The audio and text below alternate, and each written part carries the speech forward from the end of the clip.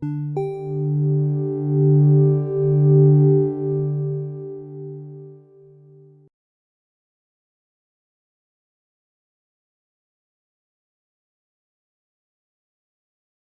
of you in assembly with us. I appreciate the prayers that have been led and for the good singing that we were just involved in. And we're very thankful to have those that are watching us through social media today. If you are in the Ronan area, we're still assembling at the Ronan VFW Hall, 10 a.m. for our Bible class. We're going through a study of the book of Matthew, and our worship assembly follows thereafter, and our sermons primarily are coming from the book of Matthew as well.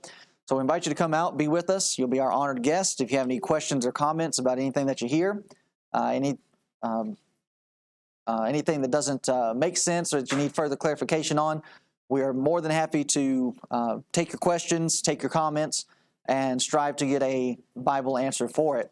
We're certainly thankful that we have this chance to live stream our sermon, considering the subject matter which is at hand. We're going to be looking at Matthew chapter 9, verses 36 through 38. And we're very thankful to have those watching locally, because it very well could be the case that many are getting the wrong perception of us and what it is that we are actually trying to do with our broadcast, with these sermons and the tables that we put up and the door knocking and all these different things, and just our subject matter in general, and not really realizing that we are doing these things from a particular motivation and from a particular place and attitude. And as we go through this sermon today, we hope that our community that will be watching will realize what it is that's motivating us to do this. But at the same time, as we're here assembled together and striving to be edified and uplifted, we are wanting to remind ourselves that the reason why we're doing the things that we're doing are for the same reasons that Jesus was doing the things that he was involved in. And that if we are not doing these things from this motivation, then we need to start. Our text, Matthew 9, 36 through 38. But when he saw the multitudes, he was moved with compassion on them, because they fainted and were scattered abroad as sheep having no shepherd. Then saith he unto his disciples, The harvest truly is plenteous, but the laborers are few. Pray ye therefore the Lord of the harvest, that he will send forth laborers into his harvest. Today, our sermon is asking for us this question: how do we see the multitude? And this is a key factor and a key question that needs to be presented not only to us, but other assemblies of the Lord's church as well. When we see all of these people that are in need, how do we look at them? And determining how we're looking at these people is going to be a determining factor as to how we react to them. Are we actually going to be in a position to go out and help the people that need help around us if we are not first seeing them properly? And that's the first point that ends up being presented from this text. But when he saw the multitude, this is what Jesus has been seeing all the time. From the point of being baptized by John in the Jordan River, there was a multitude of people that were there. And they saw Jesus going to be baptized. They heard the voice from heaven. They saw the Spirit descending like as a dove and settling upon him. And they heard the voice say, This is my beloved Son. And from that point, the multitude has never left him. So here we are in Matthew chapter 9, coming to the close of the chapter. And we have this being stated. But we need to ask ourselves the question, first off, before we even consider how do we see or how do we look upon the multitude, do we even see the multitudes? Because there are many people, many of our brethren, for that matter, that when it comes to this point of looking out and seeing the multitudes of people that are needing help, that are needing salvation, that are needing the gospel,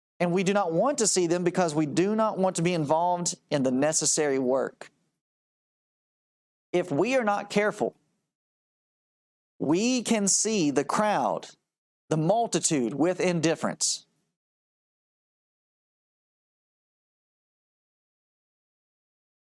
And just considering the multitudes of people around us that are not only in need physically, but those that are in need spiritually.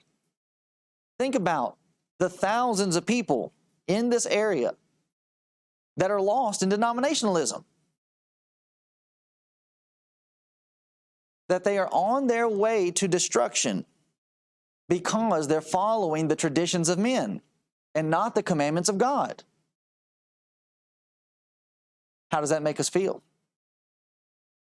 It's just, if that's what they want to do, if that's where they want to go, then just let them go. You have us. Let's focus on what we've got. And if that's what they choose to do, then that's their choice. Is that the way that Jesus dealt with the multitude? No. That's how his apostles wanted to deal with the multitude. This is overwhelming. This is extremely difficult. How are we going to handle all of these people? Just send them out. We're with you. Let's eat. We first need to be able to allow ourselves to even see the multitude. And when we see the multitude, we do not need to look upon them with indifference, as though they do not matter to what's going on. When we see the multitude, how do they affect us? What is our reaction? When we're considering this section should scare all of us. And especially for some of my brethren, or our brethren, that will be watching this in other places. This section should scare us because if we do not view the multitude correctly and allow that to move us, we're going to be held accountable. We get wrapped up in our own affairs. We get wrapped up in what we need to do and what we have going on. We get so wrapped up in ourselves that we do not think about the multitude that is around us. Or if we do view them, we start measuring them by the wrong standard, and we start measuring them by worldly views. And we start looking at certain sections of individuals and certain sections of the multitude and saying, well, they don't really matter as much as this other group does. This group really doesn't have that much to offer us, so we'll set them to the side and we'll focus on somebody else. And we end up pushing them aside like the leper. But the leper is the very first one that Jesus went to. The undesirable, the untouchable. And what did he do? He changed him. And that's a key factor for individuals to take in, that when the leper came to Jesus, he no longer stayed a leper. He changed. So what about these multitudes of people that are coming to Christ, that are wanting to follow Jesus? You are going to have to change.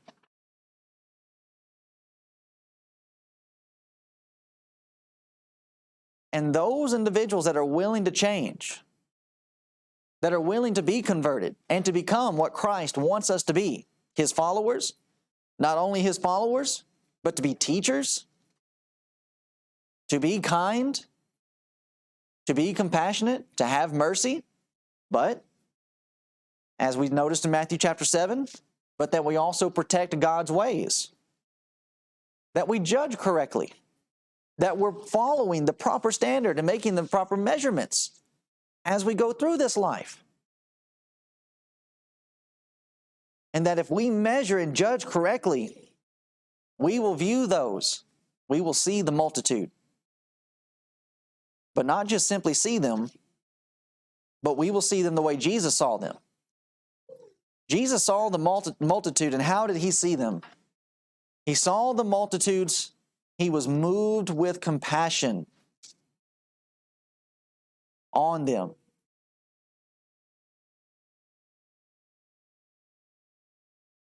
This word, compassion,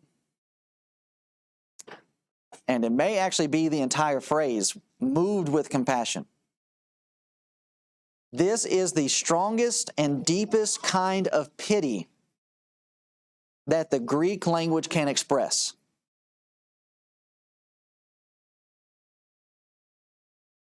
So when it comes to our English, as we've discussed and as we realize, a lot of the times our English, our language, falls flat.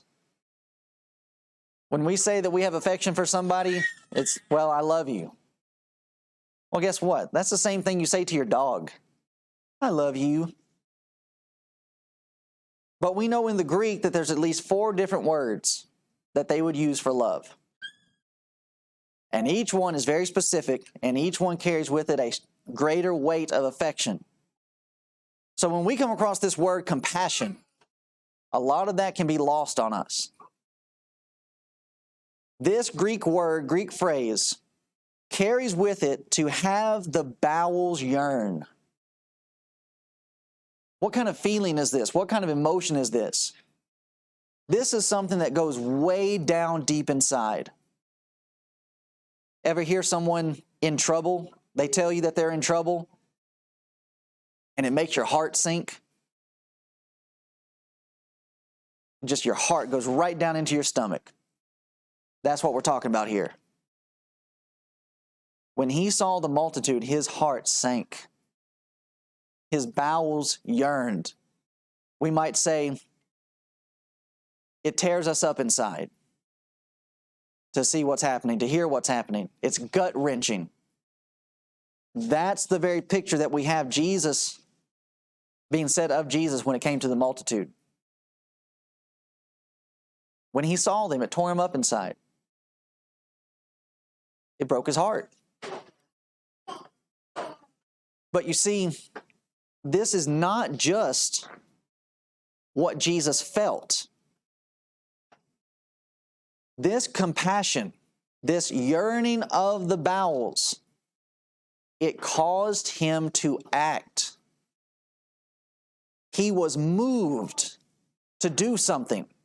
And why was he doing what he was doing? Because of compassion. Here is our real problem. Oh, we may feel a lot of things, but how often do we move? How often do we act? We hear of somebody in turmoil, somebody in trouble, and just, oh man, that's terrible. But we don't do anything. That's empty words. But with Jesus, that's not how he's operating when it comes to the multitude. And so with the multitude, they're hungry, they're faint. Here are the apostles. Oh man, that's terrible to hear. But let's send them away. That's not what Christianity is. Christianity is a religion, is a practice that's based on, here's emotion. So to say that we're not supposed to feel anything or that emotion is left out, that's not true. Emotion is right here. But it is emotion that goes along with action. And we have a world of religious people around us that when it comes to hearing about terrible things that are happening and sad things that are happening and people that need help and need tending to, okay, they say a good game. And they'll even go to the extent and say, well, I'll pray for you. But we'll find, even with this section, that prayer by itself is not going to accomplish anything.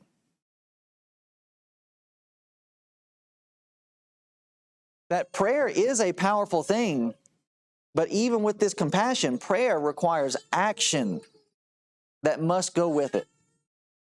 It is not enough to simply look at somebody's circumstances, somebody's situation, and simply say, man, I feel for you, and then not be moved to do something. In 1 John chapter 3, verse 17, we have the same illustration being given to us. But whoso hath this world's good, and seeth his brother have need, and shutteth up his bowels of compassion from him, how dwelleth the love of God in him? How can a person say, yeah, I love God, but then you shut up your bowels of compassion? What does that mean? That we no longer say nice things, we no longer say comforting things? Words are not enough. Here's the context. Whoso hath this world's good. You have material things, and see his brother have need. Your brother is going without, and you do not move. You may come to your brother and say, oh man, I'm sorry to hear that. And what do you think that's doing? That's not doing anything. That's exactly what James speaks about when he gives the illustration of a faith that's dead. You see your brother or sister and they're naked and they're hungry. And you come to them and you give them sweet words. Man, I'm sorry to hear that. Be warm, be filled. What has that done? James says very clearly, you've done nothing. That's a faith that's dead.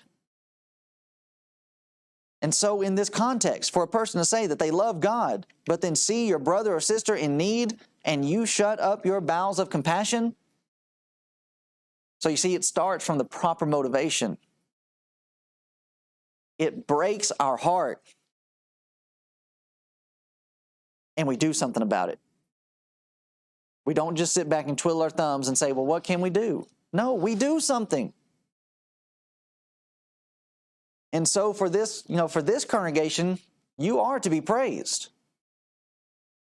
Because as we have come across brethren, and not only brethren, but people out in the world that have had needs,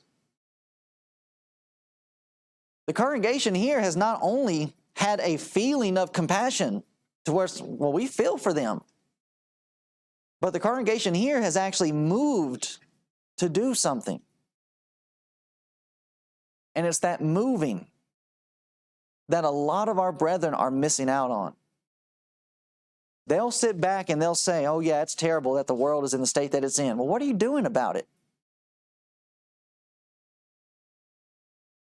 Well, we whine about it on Facebook. That's not doing anything.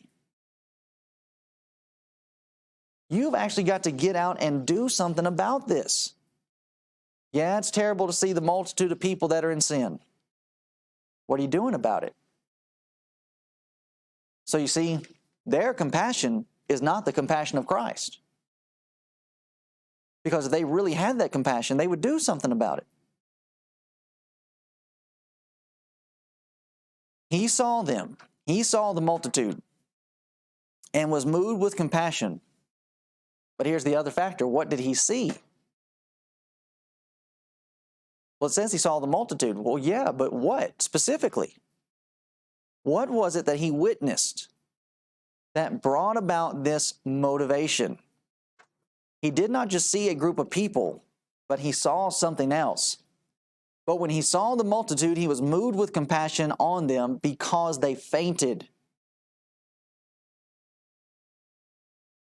This also could be translated as they were distressed, troubled, harassed, torn, tired, and weary. So Jesus did not just simply see a multitude. He did not just see a group of people. He saw their condition. He looked out and saw people that were beat up and beat down by life. These individuals that have suffered through too many winters. And they're struggling. Not only are they struggling, beat down in the physical sense, but we know what's happening to them in the spiritual realm as well. They have their religious leaders and they are abusing them on a regular basis. And here they are. They've gone through this. They're beaten. They're battered. And now here they come following Jesus. And he saw that and he was moved with compassion. Do we look at the multitude and view the hardships that they are experiencing? Lives that are being destroyed by alcohol, drugs, gambling, just the laziness of our society. Marriages that are crumbling, homes that are breaking apart. That's what we should be seeing as we see the multitude. How does that affect us? Does it affect us? Or have we just become so numb to the current circumstances that it's just, well, that happens every day? We need to be careful that we do not allow our consciences to be seared. And it's easy for that to happen because we live in an age where all of this is just readily accepted. This is what society does. And it's easy for us to just go through and look at the multitude and say, well, this is what they've chosen. They've made this bed, let them lie in it. When instead we could use that like this. For where we see people that are in trouble, and we need to find the ones that are willing to get themselves out of the trouble. That's what these people are. They're following Christ and they're saying, hey, we want to do something different. We're desiring something different. And that's what Jesus came to set up with his kingdom, with his church, with what we have here.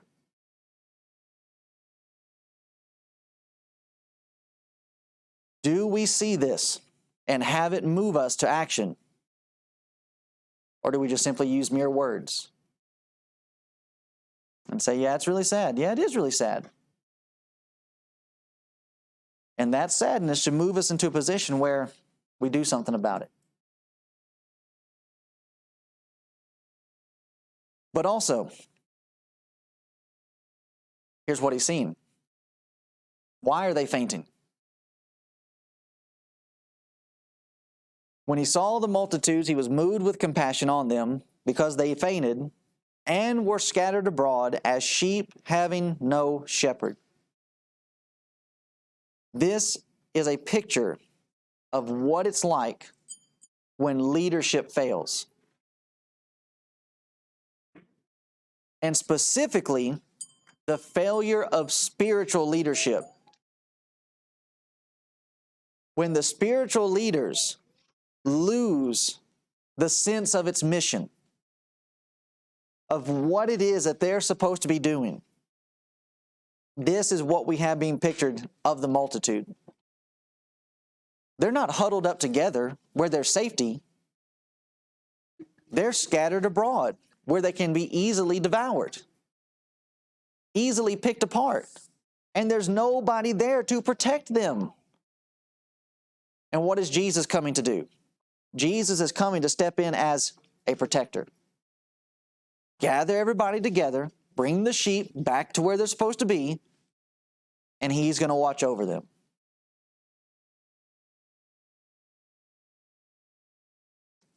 Here we have a picture of what happens when the spiritual compass is broken. When spiritual guidance is gone, all of life falls apart. Is that not what Jesus had already said in Matthew chapter 7? When he's discussing those that will hear his word and do it. It's like a wise man that built his house upon a rock. And when the storm comes, what about the house?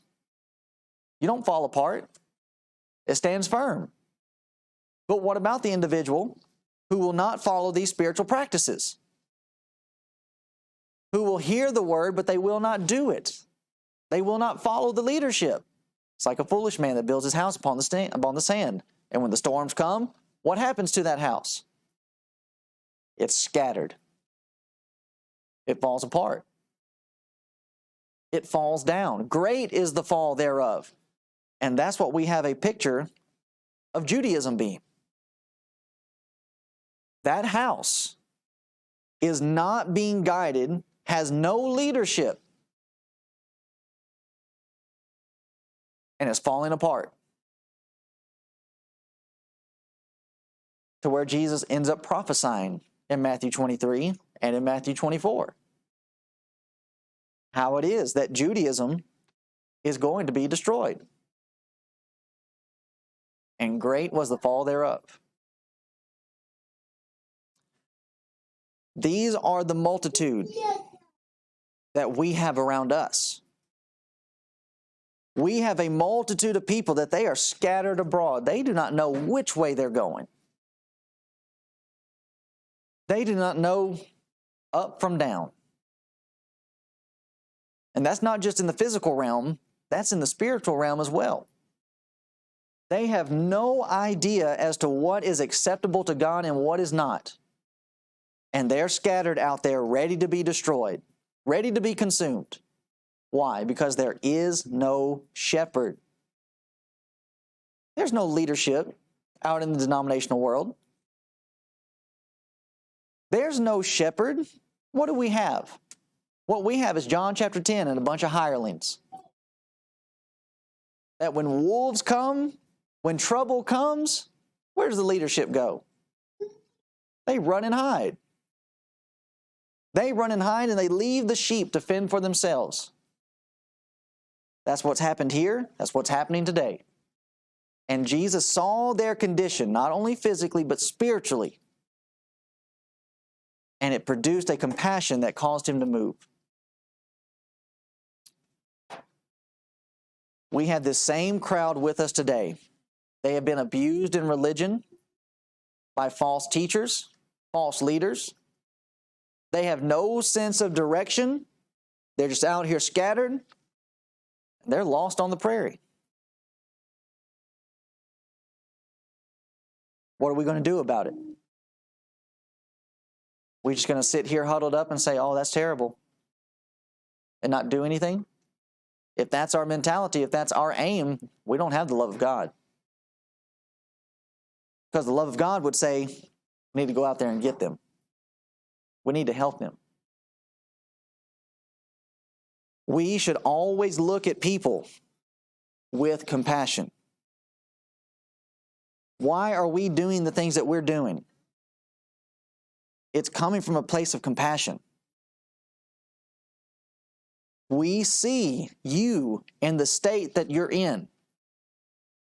Most people around us would claim to be, oh yeah, we're religious. But then you look at their home life and their home life is terrible. And why is that? Because you're in something that does not have the proper leadership. Doesn't have the proper guidance. That is in fact abusing you and misleading you. And we see that and we are moved with compassion to where we want to come in and it's like, we want to help. Here's what the Bible actually says. And if you'll do this, life will get better.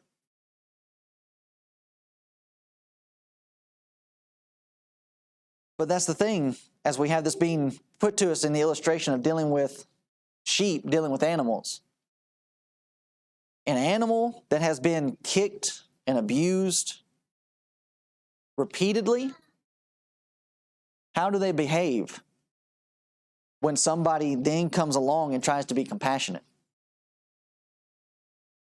They see everything as aggression. And they're fearful. And they're afraid. And it takes time for that animal to understand.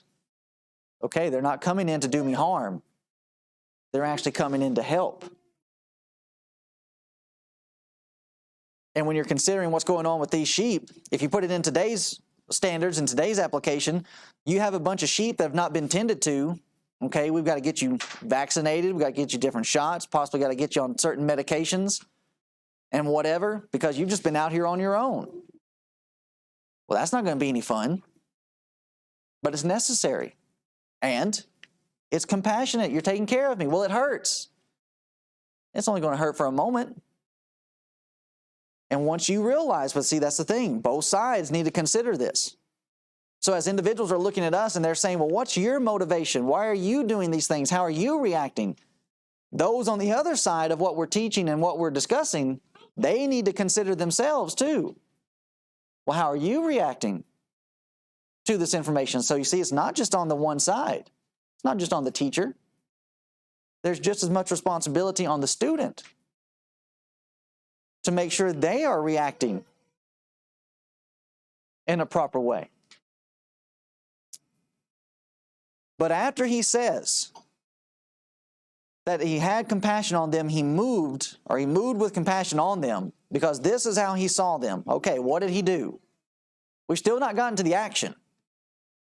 What does he do?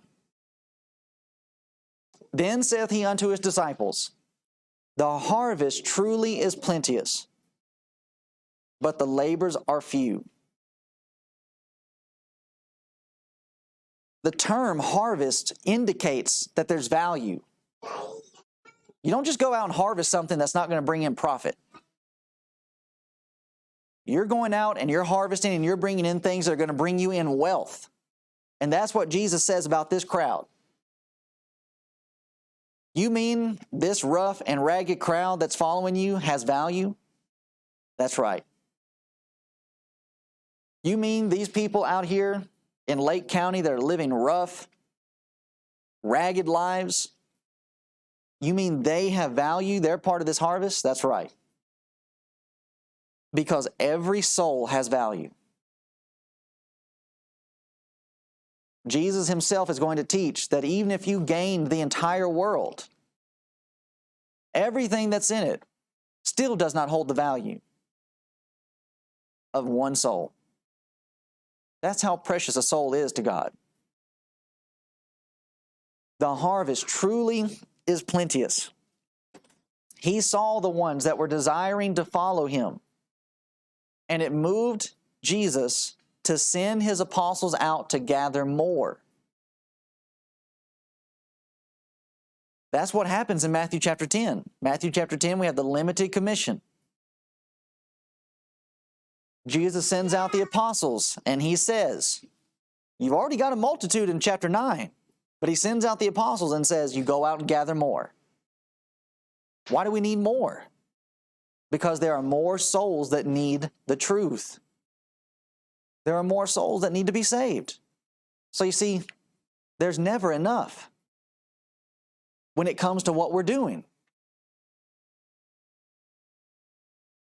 But as we're going through this, we also need to remember, and we do not need to forget, and we need to discuss it, not only for our benefit, but for the benefit of those that are watching us in the community, that even in the midst of this crowd, this multitude, everyone is not in there for the right reason. You have the Pharisees and the Sadducees and the scribes that were following Jesus around. Well, they're in there, but they're not there for the right reason. And then we have the situation in John chapter 6, where Jesus calls out a group and says to them, you're just following me around for the food and the miracles.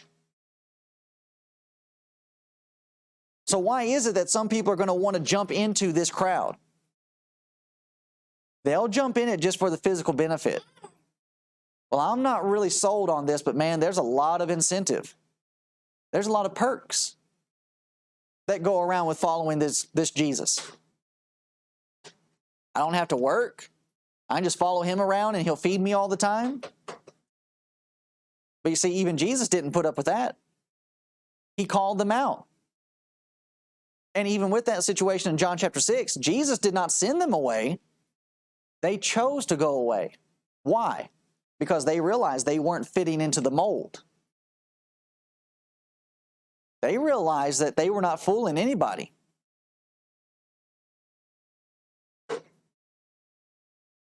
But even with those people, for a time, even they got the compassion of Christ. That even he allowed them to follow him around until it came time to call them out. because they needed help focusing on the proper things of this life. But then also notice this. The harvest truly is plenteous, but notice, the laborers are few. When it comes to seeing the multitude properly and being moved with compassion, notice, Jesus wants laborers. Saving the lost takes work. You want to bring in the harvest, you want to save lost souls, you have got to be willing to be a worker. This is not a plaything.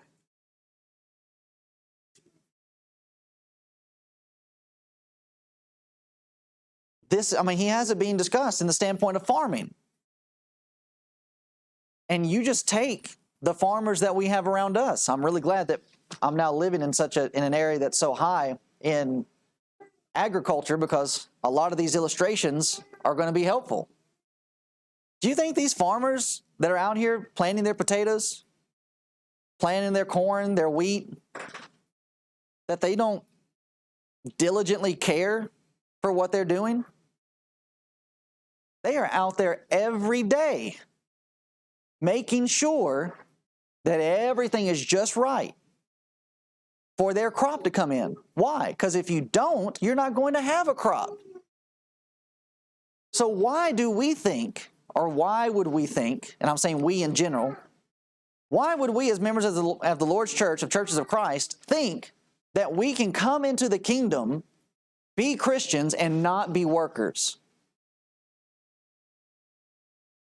To start treating Christianity as though it's just a big party. We're being called to work. And you look at a lot of the things that our brethren are doing, all they're doing is playing.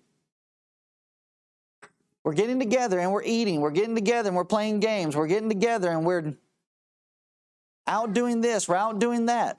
Where's the work? And even the things that they would advertise as being work, polishing the pulpit, that is not work. That is further playtime.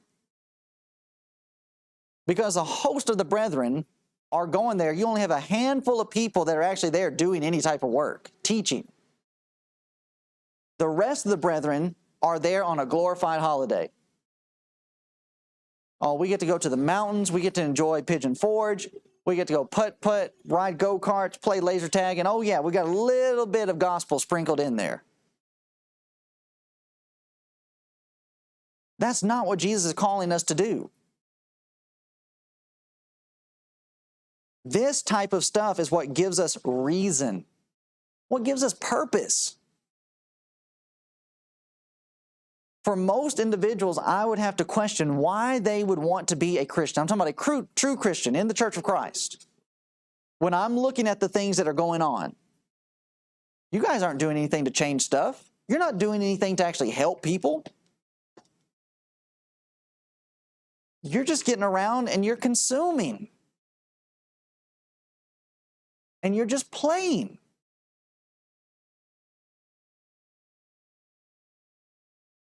But this is the beginning stages of the kingdom, and this is what Jesus says about it. There's work to be done, and not enough workers to do it.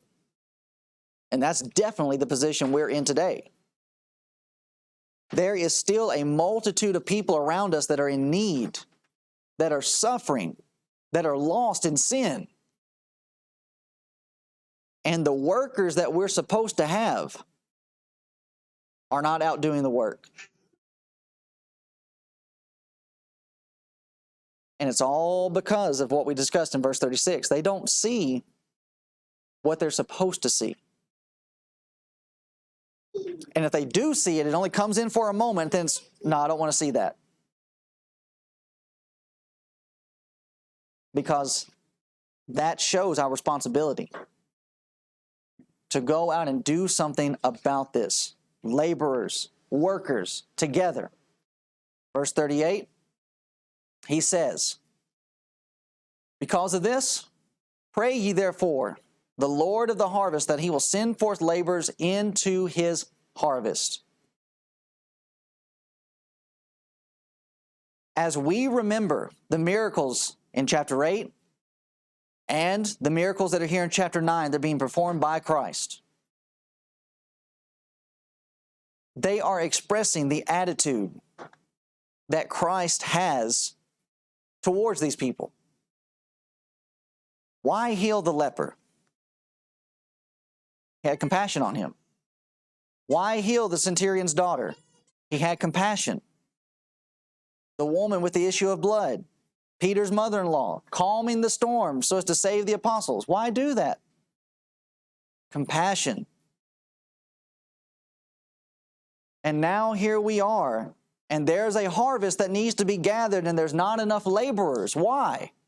Because there's not enough compassion.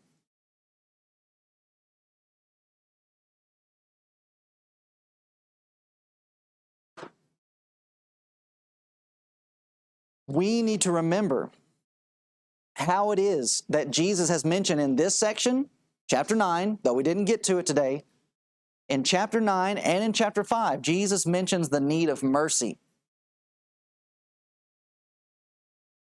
And how that you have different individuals that when they come to Jesus, they are crying out. The text says, it describes it this way.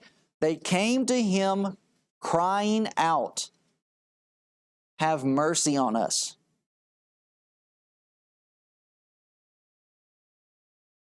That's the type of work that we're being called to do. There are people suffering and they're crying out for mercy. The only thing that's left in this world to take that out to them is the church. That's why the church has been left behind. We are the city that sit on a hill. We are the light of the world. This responsibility falls on us. And so we need to have mercy. Jesus mentions mercy, and now we have him looking on the multitude with compassion. What is Jesus asking for here? He's not just asking for anybody. Not just anybody can come and do this work. If you are not going to have the same motivation that Jesus has, and that of compassion, you're not cut out for this. You're not fit for this work. Jesus is asking for, and what Jesus is saying is that we need laborers, we need workers, and we need evangelists, we need elders, we need deacons, we need preachers, and we need teachers. But we need those type of people that will see the multitude the way that Jesus did. And if they're not going to, the work is not going to get done.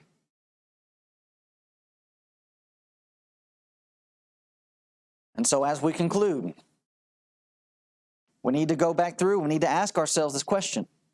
As we're here and as we are striving to do the work, we want to do the work. But as we've been discussing in our class, it's not just enough to do the work. You've got to have the right attitude. You have to do it for the right motivation.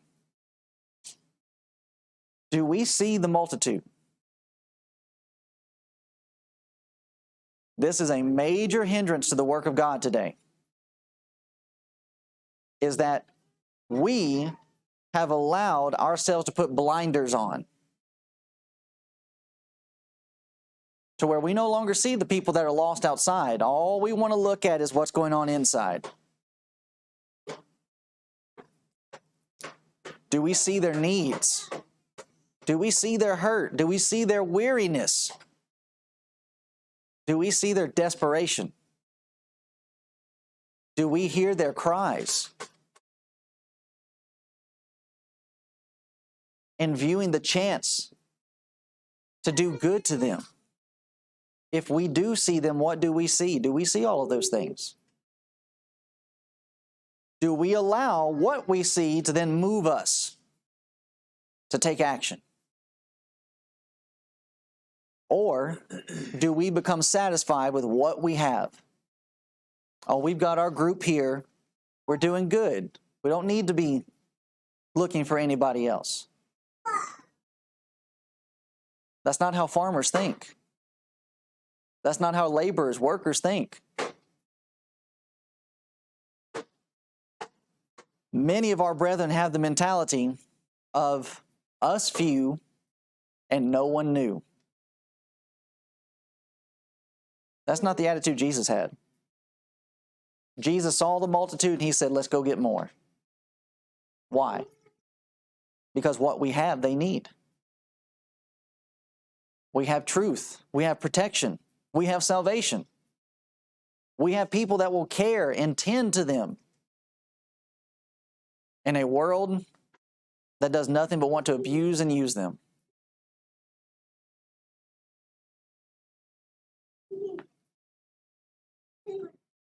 We are here so as to go out.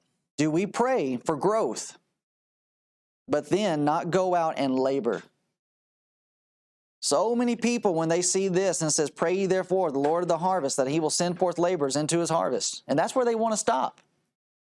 They want to stop at prayer.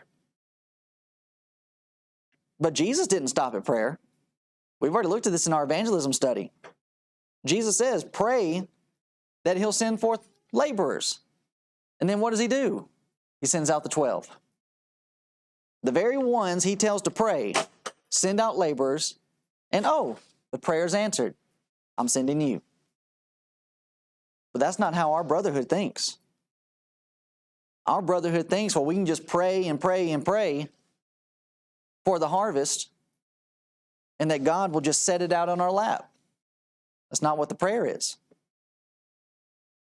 Pray that the Lord of harvest, not that he will send the harvest, but that he will send out workers. And as we're looking at this and we're thinking about this prayer and we're praying it, I'm looking at a room of workers. The prayer's been answered. Prayer alone will not satisfy this. Do we need to pray about this? Certainly we need to pray about this, but then we've actually got to go out and do something about it.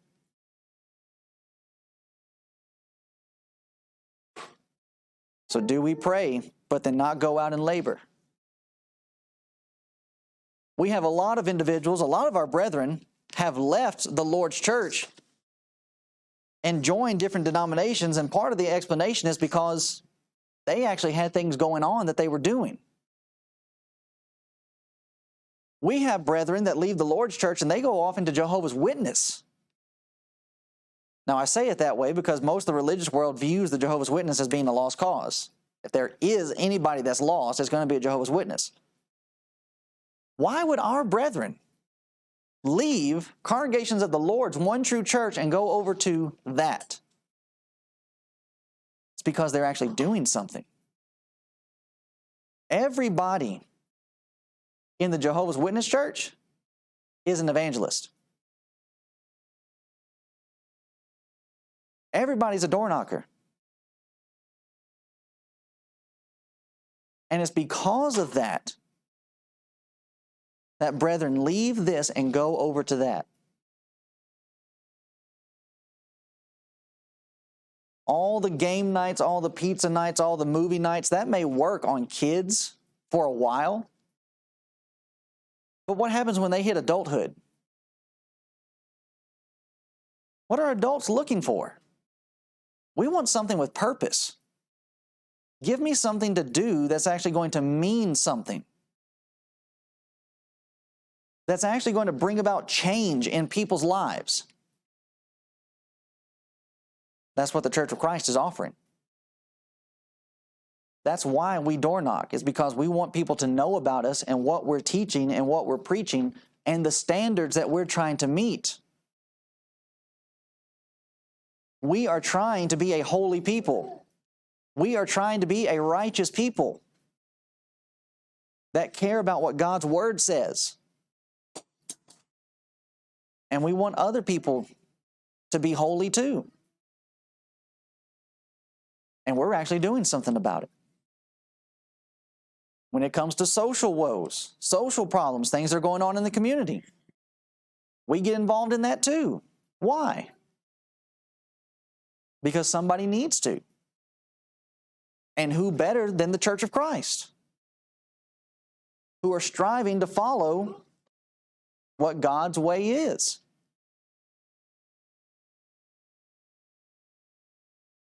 So while others around us are busy playing, we're striving to be busy in the actual work.